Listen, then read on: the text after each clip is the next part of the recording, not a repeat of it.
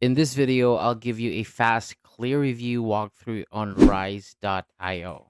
We'll cover the main dashboard, the timer, activity reports, workspaces with the clients, projects, and tasks, the productivity tools, keyboard shortcuts, key settings like breaks and distraction blocker, and we'll finish with pricing. All right, with the plan set, let's jump right in. Once you downloaded and set up the application, this is the first thing that you will see. Let's start with the first screen. So the main activity view. Front and center is the big timeline showing your day by the hour. The colored bars are your sessions, so you can see exactly when you worked and what type of work it was. And along the top, you'll see tabs for activity, time entries, sessions, and calendar. And activity is the full picture of your day. And time entries shows the blocks of time that you've captured. Sessions shows the focus sessions that you started with the timer. And calendar lets you overlay your schedule so meetings sit right next to your track time. And look to the right panel for daily summary today. You'll see total work hours and what percent that you've hit toward your daily target. And the ring splits your time into focus, meetings, breaks, and other. And below that are your top categories like productivity, writing, and messaging, with minutes besides each. And at the top of this panel, you can flip the whole view to day, week, month, year, or custom to review any range that you like. And at the very top of the app, there's a link to video tutorials. Tap that anytime for quick how to's, and next to it you can switch themes between light and dark mode. And down at the bottom right you'll see the word silence. That's the focus music control. Tap it to open music options like lo-fi beats, jazz lounge, binaural 40 hertz, space ambient, and more at the bottom. I'm going to tap on lo-fi beats. It's cozy, down tempo, and keeps you focused. And if you want to turn music off, just tap silence again. And now let's open the timer tab. You'll notice the seconds running because that's the time since your last break and the current session's progress. And the big ring makes it easy to see how long you've been going. And this is where you start a focus session, pause it, or end it. And the idea is very simple here. Start a session when you begin work, take a short breaks when needed, and then start your next session. And on the right side, you'll see a simple list of sessions across the day. So back to the activity for a closer look. Then below the timeline, there's a pie chart that groups your day by category so you know how much was real productivity versus things like entertainment or messaging. There's also an apps and website list that shows you where your time actually went. And if you look at the top, you'll find the event log, a short, helpful history of what Rise captured, like when sessions started and stopped. In tracking rules, you can tell Rise which apps and sites should count toward which categories so your charts stays accurate. And next, the workspace area. You'll see four tabs at the top: overview, clients, projects, and tasks. You can add a workspace by typing a name and tapping create workspace, or create one via ClickUp if you prefer. And in overview, you can get a quick business snapshot, time spent, billable amount, billable time, non billable time, and your billing rate. It's the fastest way to understand what was chargeable and what was internal. And for clients, you can tap the clients tab at the top. You don't need to use the sidebar. And a client is the person or company that you work for. So tap new client to add one. Enter the client name, add helpful keywords so Rise can tag time for you. Pick a color, set a status, set a time budget if you're capping hours, and add an hourly rate if you're bill. Tap create client and you're done. So projects works the same way, but at the project level, tap new project, enter the project name, add keywords, choose a color and client, time budget and hourly rate, then tap create project. So this keeps your work neatly grouped inside each client or workspace.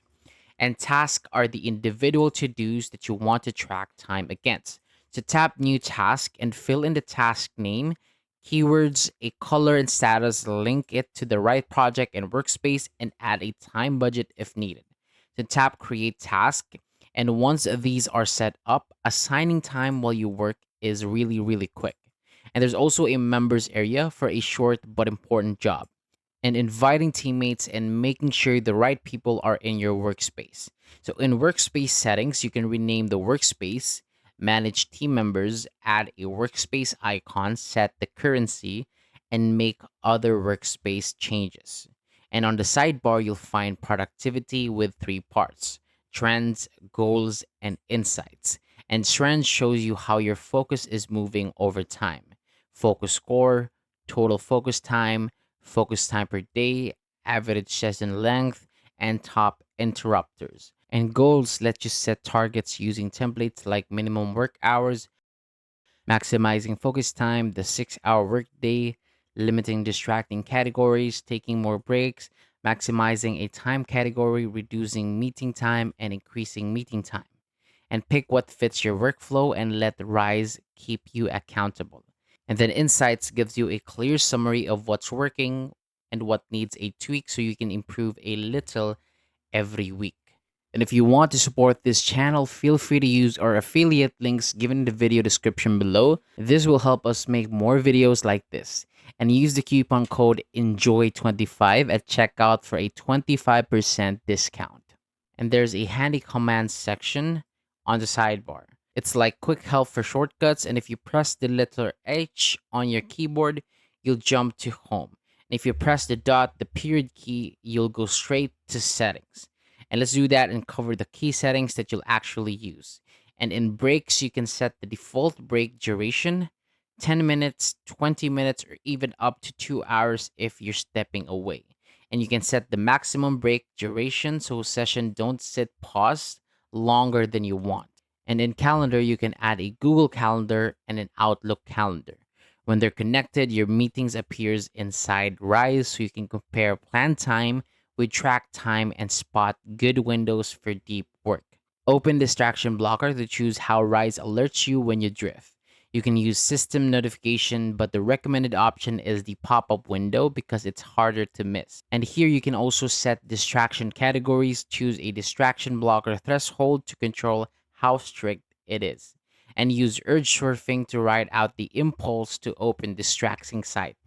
And in focus, you can also enable automatic focus detection if you want the Rise to pick up the focus without you pressing start each time. You can also set non-focus categories so certain activities don't count as deep works. And you'll also see default focus session duration, session extension duration, and smart focus notification for gentle nudges at the right time.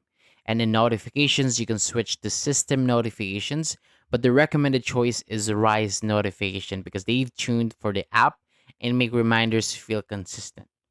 And remember, pressing H on your keyboard takes you right back to home whenever you want.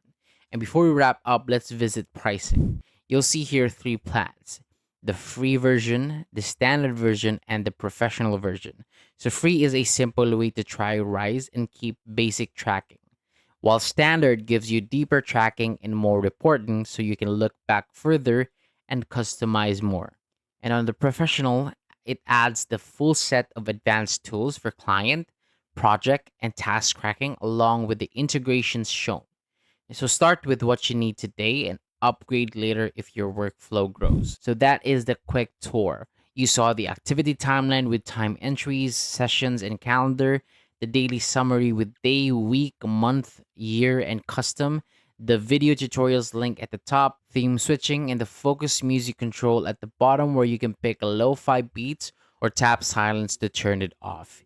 You learn the timer flow, the activity pie chart with categories in apps and websites, the event log, tracking rules, how to build a workspace with the clients, projects and tasks, and how to invite members and adjust workspace settings, how to use trends, goals, and insights, plus the H and period shortcuts. We also covered breaks, calendar, distraction blocker, focus, and notifications and settings, and also finish with the three pricing tiers. Thank you so much for watching. If this helped you out, tap like and subscribe for more simple walkthroughs, and I'll see you on the next one.